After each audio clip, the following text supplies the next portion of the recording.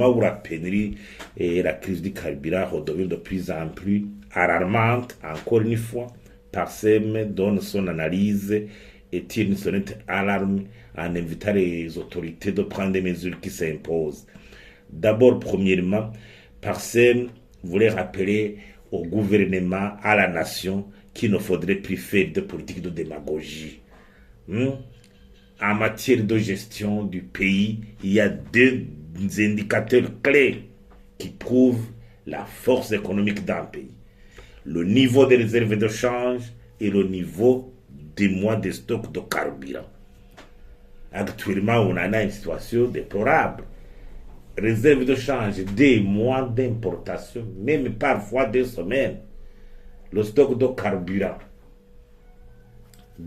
On nous dirait qu'on n'a pas même 1 semaine.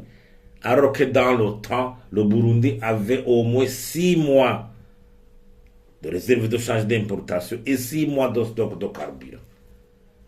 Chaque pays au monde doit contrôler ces 2 indicateurs avec des niveaux où on tire déjà la sonnette d'alarme. En dessous de 3 mois à l'époque, c'était en alarme. Mais aujourd'hui, on s'en accommode.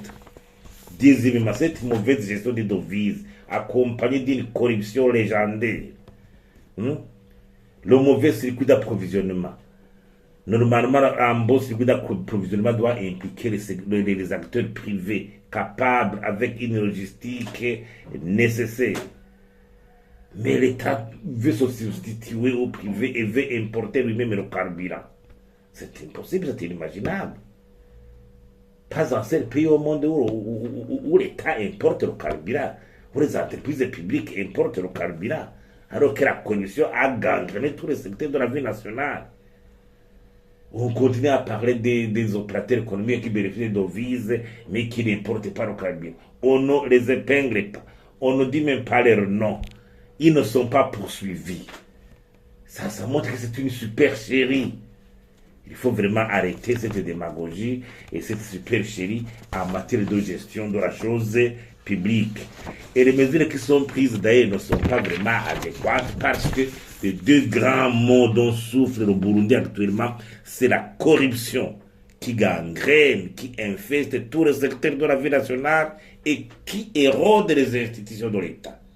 Il y a le leadership qui a perdu complètement le sens de l'État. Les 2 mots, quand ils gangrènent un pays, c'est un pays qui se meurt progressivement. Il est temps alors de rectifier le tir pour que la situation ne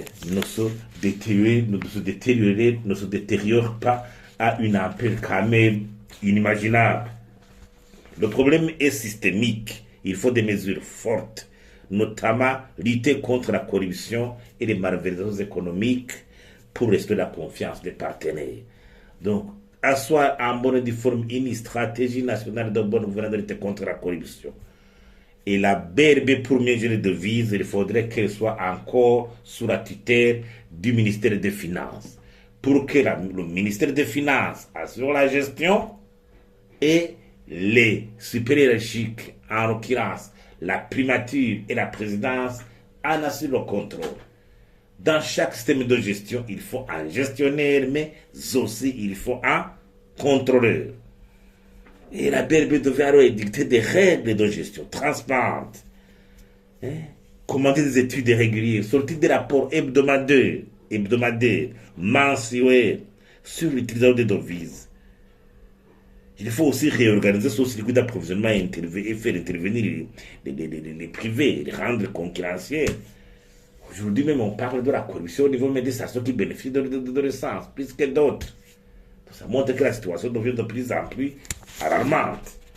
Et comme le problème est systémique, et comme le leadership a déjà perdu son sens de l'État, le président de la République devrait alors, en tant qu'autorité suprême, d'abord, il faut que le gouvernement actuel qui est là démissionne, parce qu'il est dans les capacités de nous tirer des affres de cette situation.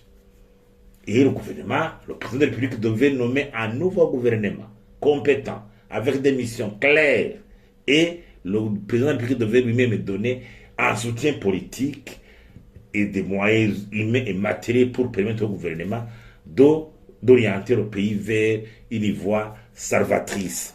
Le gouvernement devait alors son gouvernement, créer un cadre où les intellectuels, où tous les experts pourraient venir contribuer afin de concevoir une feuille de route pour sauver le pays.